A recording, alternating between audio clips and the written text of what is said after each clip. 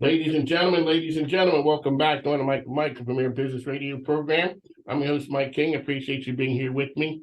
The views expressed here are mine have no connection to, support, of agreement with any other host, information, or ads on the station. I don't work for the station. My program just airs here on a daily basis, and I'm grateful of that. So join me as our cutting edge show. We uplift the community and showcase RVA in a different way. This is part of the Mike King News Radio Network, which is ESPN Richard 106.1 every day from 5 to 7 a.m. The Choice 105.3 every day from 2 to 3. That's gospel. And then Saturdays, 10 a.m. in the East, we come to you from International Business Growth Radio. Shout out to my man Bill Eastman and Donna Cundy for putting that together. All righty, so folks, we you know what? We bring in talent from worldwide. So with us right now, we got Monique McDonald. Welcome to the program, ma'am. Hello, I'm so pleased to be here, Mike. All righty. Well, sad to say that I have left my best interviews here with you before we came on air, but I will do my best because you do have a compelling story. So as I always say, it's a business show. So tell folks who you are and what you do. Well, my name is Monique McDonald, and I'm known to many as your magnetic voice mentor. And so, what I do is I help speakers and entrepreneurs who want to use speaking to grow their business to have their voice heard in a way it's never been heard before, command a room in a moment's notice without saying a word. Okay, I really call quickly, myself ma'am, a were vocal you always a specialist and a whisperer? charisma coach. Were you always a voice whisperer? Yes, actually, I was. I was born singing, and I got to live my dream and sing opera all over the world. I'm twice Grammy nominated, award winning, and now I get to help others.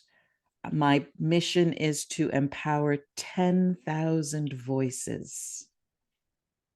Ladies and gentlemen, that's a story. Okay, man, we got there's so many parts of that we have to dive into it. So here, I can do this radio thing because I'm sitting here with the microphone and there's a few people or no one's in the studio. For me, getting up in front of an audience doing that is terrifying. But Yes. I've gotten to the point now where the more that I do it, I'm not going to say it gets easier, but now I don't worry about it as much. So if a person has to, how do you help someone find their voice? Well, first of all, I believe everyone has a voice. And so my job is to help them uncover it in its natural magnificence and be able to stand and be seen and heard while they speak. And the way that I do that is through tips and tools and so many vocal exercises. And how do you get to Carnegie Hall? Practice, practice, practice. What I find is most speakers just sort of cross their fingers and go And hope for the best. And hope for the best, because most people don't realize that we have control over the way our voice is heard, and we get to speak in a way that makes people want to lean in and listen. And one of the most basic ways that I help people do that is through deep belly breathing. It's my secret weapon. And there are three reasons why this kind of belly breathing is important.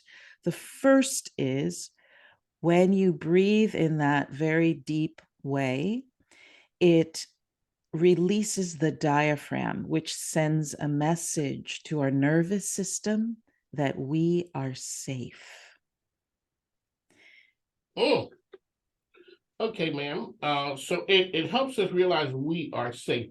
So it's the deep breathing. That is the first, because a lot of times when a person gets up to speak, the very first thing happens is we start getting the cold and clammies, and we That's kind right. of, seize up. That's right. You You're get saying, sort of you're saying tight. take a deep breath. Take a few deep belly breaths. So most of us, when we feel that, and it's biological, Mike. It's because we are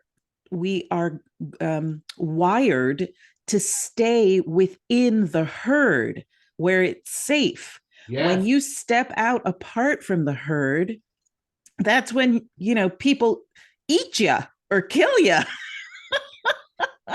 So when we stand up to speak apart from the audience, our whole bodies and our whole history gets activated. And the deep breathing, the deep belly breathing pulls us back into our body and reminds us that for right here, right now, we're safe. And the other thing that I help people with is when we are feeling that way, most of us check out and leave our body and jump up into our minds and say, I'm not safe. Either you don't do it or you start doing strange things and are no longer yourself.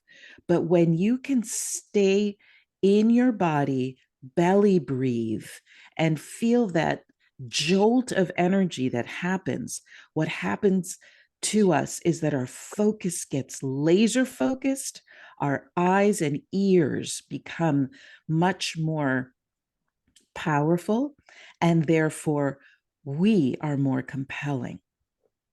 I always say there's power in numbers, ladies and gentlemen. Monique McDonald is with us. How can people find you out there, ma'am? You can go to themagneticvoice.com. Alrighty, so we all find our thing. When did you realize that you could step out from the herd and stand in front of an audience and make magic happen? Well, I'd say I was probably 4 years old the first time it happened. My grandmother taught Sabbath school or church school, and she was a pianist. And one of the things that she did was babysit me. And so when she was teaching the other older kids the songs and the hymns, the way she would tell it is that I knew them better than they did. So I would start singing and remembering all the words, and I thought I was part of the big kids, and so I would always sort of stand up and sing.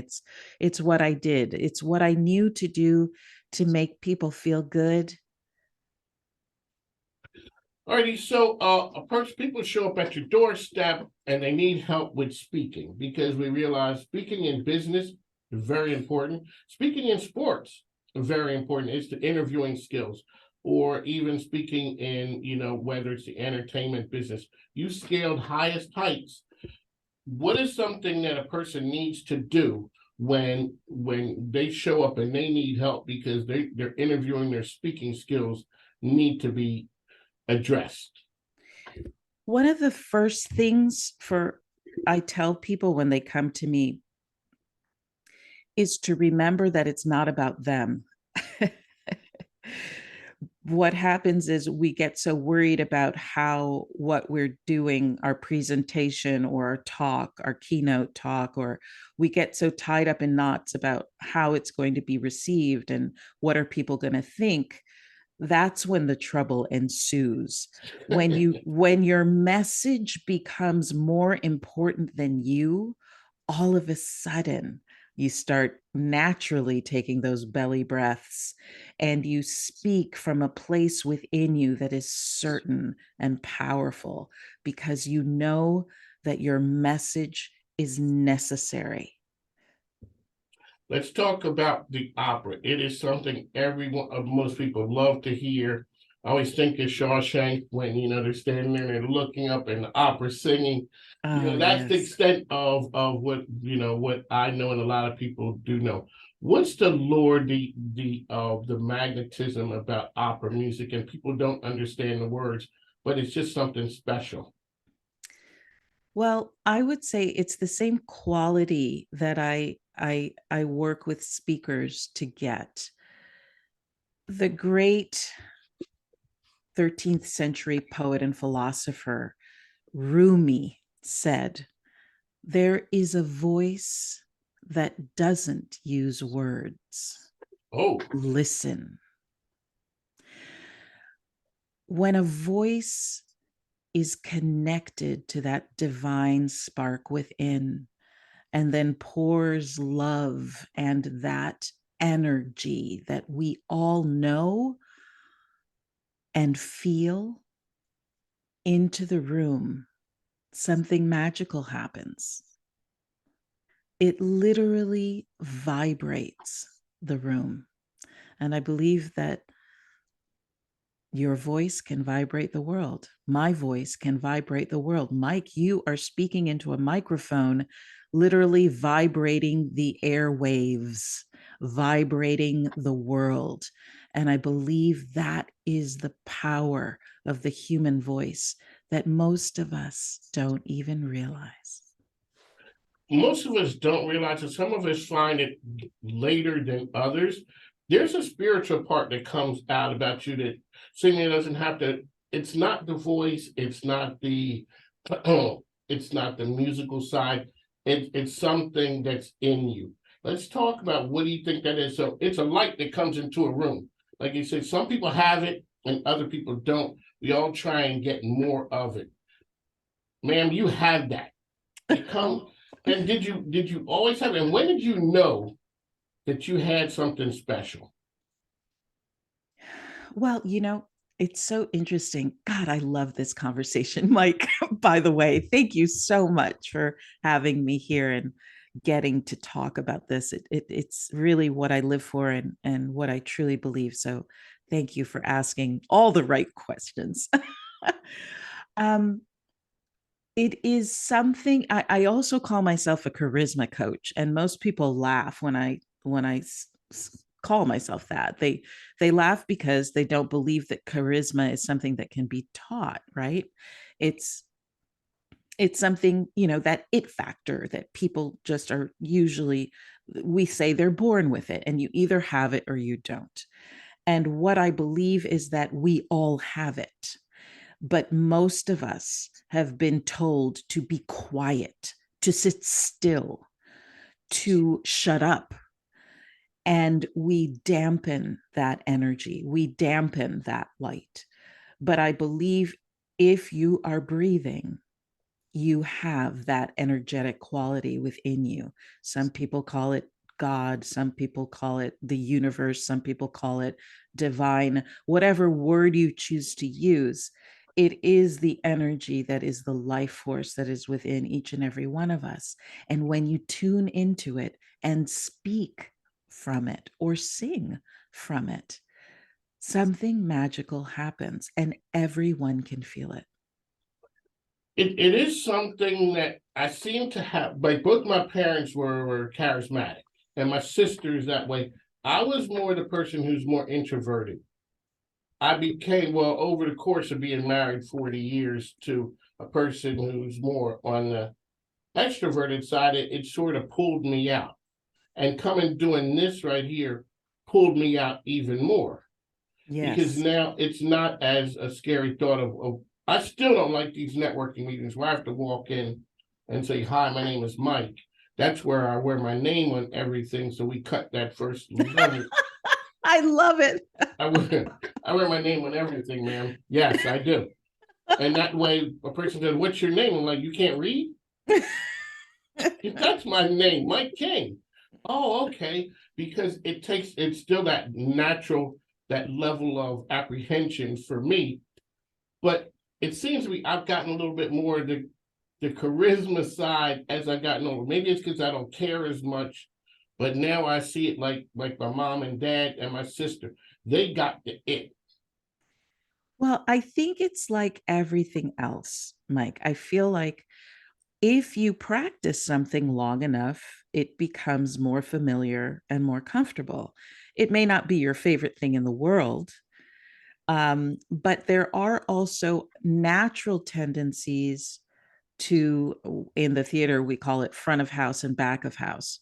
So the people in the front of the house are the performers, right? The people out there doing it. And the back of the house are the sound people, are the the technical side of the theater. But here's the thing, it's all one thing. We are all part of each other. And some people are born with a more innate ability to feel comfortable being seen and heard, but everyone can learn how to feel comfortable being seen and heard through practice, through doing it, through feeling and knowing that they carry their safety with them wherever they go. For you, Mike, in the example you just gave, you use humor as an icebreaker to help you feel safe when you're in these situations where you're out in front of the herd, right? Being seen and heard. It is, it is something, and I always say, because I was an only kid who had bunk beds, so my wife is one of eight, Oh, and wow. my wife is a twin. So I was a kid who had bunk beds because whenever, hey, can they stay? Is always wanted people around, and even to this day, I have a crew of people, and Yes. there's power in numbers. Yes. Yes. Power in numbers, and a lot of times people don't get that. So I can talk to you today. How can people find you? Once again, please. You can go to the magneticvoice.com. And I have a gift for your There listeners, you go. Mike. That's what we talk about here. What you got going on? I have one of my favorite documents that I created. It's an ebook and it's called Call to Action Magic. And I created this for my clients because when I would be working on their presentations with them, they'd be amazing at the telling of the stories and the teaching of the content. And then they'd come right up to the call to action or the invitation for them to come, for them to invite people to work with them and ask for the money. And they'd back up and get their energy would just shift down. And there was always an issue about that. I think that a lot of heart centered entrepreneurs have an issue with inviting people and making that call to action. So I created this ebook so that I could help people learn to continue to be themselves, even when they're inviting people to buy their stuff, to continue to teach through the call to action so that it's not something to just back up and all of a sudden get a little nervous and crazy.